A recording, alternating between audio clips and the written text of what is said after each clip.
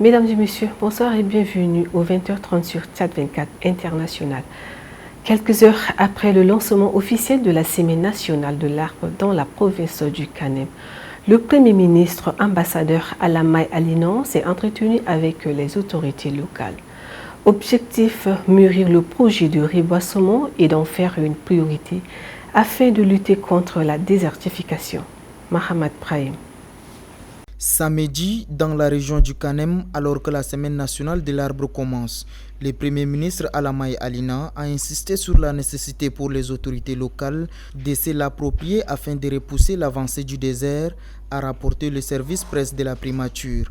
Pour les chefs du gouvernement, la lutte contre l'érosion et l'amélioration de la fertilité des terres cultivables doit être une priorité. Il s'agit aussi de renforcer la ceinture verte et apporter une plus-value à la population du Kanem, confrontée comme d'autres populations aux problèmes de l'exode rural et de l'insécurité. Selon les services presse de la primature, l'ambassadeur Alamay Alinan a souligné l'importance d'une collaboration sincère entre les autorités du Kanem afin de garantir la paix et la sécurité pour un développement durable et harmonieux de la province et à travers elle du Tchad entier. Il ne peut y avoir le développement durable sans synergie d'action, a-t-il déclaré. Une réunion de haut niveau a eu lieu hier à N'Djamena. La délégation tchadienne et les investisseurs émirates au cœur des échanges, la susceptibilité d'investissement selon les secteurs porteurs au Tchad. Cette réunion possède une éventuelle signature d'accord entre les deux parties aux Émirats arabes unis. Mathurin Ngakutu.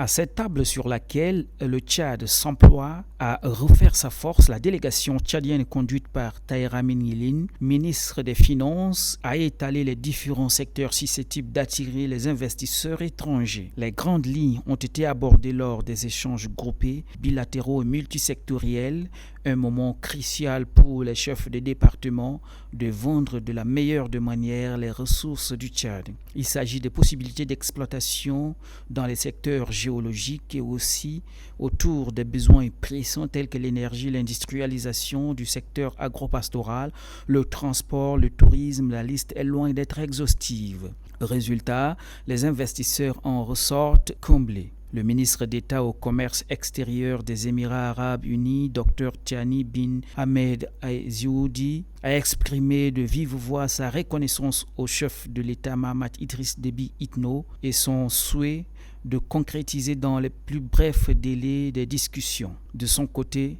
le ministre Tahir Amin Yilin exprime son enthousiasme et sa confiance quant à la fiabilité des partenaires. Je salue le travail qui a été fait par les services et les ministres en charge des infrastructures et surtout la ministre en charge des transports qui ont examiné l'ensemble et nous sommes heureux de constater que Emirates en pole position sur son agenda a placé la desserte du Tchad directement par vos compagnies. Les discussions se font, la ministre m'a rendu compte, m'a informé des bonnes discussions qu'il y a eu avec l'autorité en charge de l'aviation civile pour que l'ensemble des autorisations et des diligences soient accomplies pour que cela se réalise. Et globalement, nos services et les vôtres ont discuté de la question du renforcement de cette coopération par la signature prochaine d'un accord global de coopération économique entre votre pays et le nôtre, à la suite de l'accord de non-double taxation qui a été signé entre nos deux pays, de la convention de protection et de promotion mutuelle des investissements qui ont été aussi discutés. Du 7 au 8 novembre à Abu Dhabi, la délégation tchadienne s'y rendra pour des éventuelles signatures d'accords, une opération qui actera le début d'un engagement concret des investissements émiratis au Tchad. Cette initiative s'inscrit dans le cadre du plan national de développement Tchad Connexion 2030, conformément au programme de société du chef de l'État, Mahamat Idriss Déby Itno. Le ministre de la Sécurité publique et de l'immigration du Tchad renforce son plaidoyer auprès des partenaires financiers.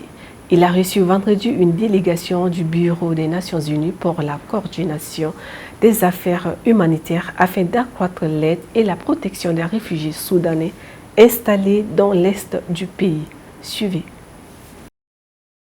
C'est dans un climat de fraternité que le ministre de la Sécurité publique et de l'immigration, Ali Amada Habash, entouré de ses plus proches collaborateurs, a reçu en entrevue la délégation du Bureau des Nations Unies pour la coordination des affaires humanitaires, OCHA. Le ministre a salué l'engagement de OCHA en rappelant que le Tchad, en tant que pays d'accueil, déploie d'importants moyens logistiques, sécuritaires et sociaux pour assurer la prise en charge digne de ces populations vulnérables. Il a précisé que votre action auprès de la communauté internationale sera précieuse pour que le Tchad puisse poursuivre cette mission humanitaire avec les ressources nécessaires. Madame Eden Ourchounou, pour sa part, a réaffirmé la volonté de l'OCHA de mobiliser ses réseaux et de plaider avec force en faveur d'un appui accru au gouvernement tchadien. Elle a souligné la résilience du Tchad et l'hospitalité de ses communautés face à un afflux massif de réfugiés, tout en insistant sur l'urgence d'un financement pérenne pour répondre aux besoins croissants. Avant de prendre congé, la délégation, par la voix de la directrice des opérations, a livré ses impressions à la presse, exprimant sa satisfaction quant à la qualité des échanges et réitérant son engagement à faire entendre la voix du Tchad sur la scène internationale. Cette audience marque une étape supplémentaire dans la consolidation du partenariat entre le Tchad et l'OCHA au service d'une cause commune qui est la protection et l'assistance aux réfugiés soudanais dans le respect de leur dignité et de leurs droits fondamentaux. Les membres du club des auditeurs de la radio-télévision Al-Nassour ont visité ce matin les locaux de la station de N'Djamena 24 FM, organe associé à la télévision Tchad 24. Objectif, encourager les responsables et journalistes du média. Compte rendu, Mohamed Brahim. Une visite placée sous les signes d'encouragement et de la reconnaissance du travail abattu par les professionnels de l'information. Le club des auditeurs de la radio et télévision Al-Nassour, dirigé par Ahmad Abakar Dabay, s'est intéressé à la radio N'Djamena 24 FM Média, associée à la télévision Tchad 24, qui, par son engagement et malgré ses défis, essaye de répondre aux attentes des auditeurs. Ce qui, au jeu du secrétaire général du club Al-Nassour, Abderrassoul Ramadan, est à saluer. Leur encourager vis-à-vis de leur travail qui était abattu sur le terrain.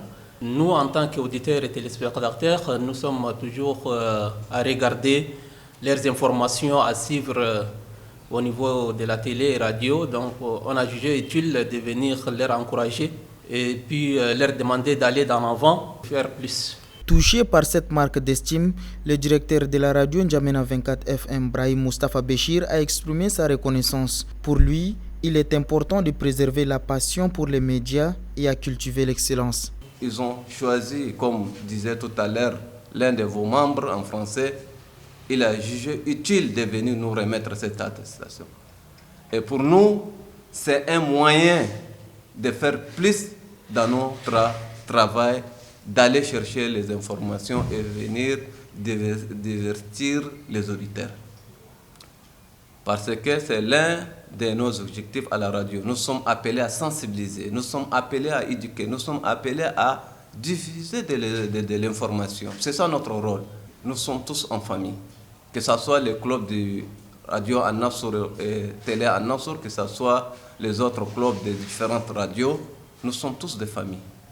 C'est le même auditeur-là qui écoute, parcourt plusieurs radios. Et c'est le même téléspectateur-là qui parcourt aussi et regarde tout ce qui se passe sur les autres chaînes. Cela veut dire que nous sommes en famille. Et nous, les journalistes, nous sommes tous des confrères. Nous sommes appelés à jouer notre rôle dans le sens d'éduquer, dans le sens de sensibiliser, parce que tout le monde, que ce soit les journalistes, les auditeurs, on a besoin de la paix. S'imprégnant du fonctionnement de cette radio, le club des auditeurs Al-Nassour a exprimé sa proximité en remettant une attestation de reconnaissance aux journalistes de ces médias en témoignage de leur engagement constant à informer le public avec professionnalisme. Le rendez-vous de la semaine, la noix de coco. Que peut-on produire à sa consommation pour l'organisme humain? C'est votre chronique nutrition avec Maroka Sissi. En forme ronde, prospère dans les climats chauds et humides des régions côtières. La noix de coco offre de nombreux bienfaits pour la santé. Elle est une excellente source d'hydratation grâce à son eau riche en minéraux et vitamines et peut aider à la perte de poids lorsqu'elle est consommée dans le cadre d'une alimentation équilibrée. Grâce à sa teneur en fibres et triglycérides à chaîne moyenne. De plus, elle renforce le système immunitaire, favorise la digestion et peut avoir des effets positifs sur la peau et les cheveux. L'eau de la noix de coco est une boisson désaltérante et naturellement riche en électrolytes, ce qui en fait une excellente alternative aux boissons sucrées pour l'hydratation. Certains composés de la noix de coco pourraient avoir un effet bénéfique sur le taux de la cholestérol ainsi à la santé cardiovasculaire. Bien que la noix de coco soit bénéfique, il est important de la consommer avec modération en raison de sa teneur en graisses saturées. Faisons un tour hors de nos frontières, en Côte d'Ivoire, où l'ancien président Laurent Gbagbo s'oppose à un quatrième mandat d'Alassane Ouattara à la tête du pays. Au moins 18 personnes ont été tuées et 24 autres blessées dans un accident de circulation en Algérie. Et puis les autorités bissau-guinéennes ont décidé de fermer les médias portugais opérant dans le pays. Biakchoub Emmanuel. À quelques mois de l'élection présidentielle en Côte d'Ivoire, l'ancien président Laurent Gbagbo est exclu de la liste électorale depuis fin 2018 et réclame sa réintégration. Il a réaffirmé son opposition à un quatrième mandat d'Alassane Ouattara à la tête du pays. Le leader du Parti des peuples africains de Côte d'Ivoire dénonce ce qu'il qualifie de dérive autoritaire de la part du président actuel, candidat déclaré à sa propre succession. Il a promis s'allier pour la course à la présidentielle. Au moins 18 personnes ont perdu la vie et 24 autres blessés vendredi dans un accident de circulation en Algérie. Leur bus aurait dévié à un pont avant de plonger dans la rivière. Le chauffeur aurait invoqué un dysfonctionnement mécanique selon les témoins. Le président algérien Abdelmadjid Tebboune a décrété un deuil national d'un jour et une enquête a été ouverte pour clarifier le drame. En Guinée-Bissau, les autorités ont annoncé vendredi la fermeture des médias portugais opérant dans le pays. La décision touche des services de presse de la Lusa et des chaînes de radio et télévision. Selon le délai, les responsables de ces médias ont jusqu'au 19 août pour libérer le sol bissau-guinéen. La mesure n'a pas enchanté le gouvernement portugais qui l'a condamné, une décision jugée hautement répressible. La Ligue des droits de l'homme de Guinée-Bissau a également réagi, soulignant la nature oppressive et autoritaire du pouvoir. Mesdames et messieurs, c'est ici que s'achève notre édition. Merci à vous de l'avoir suivi.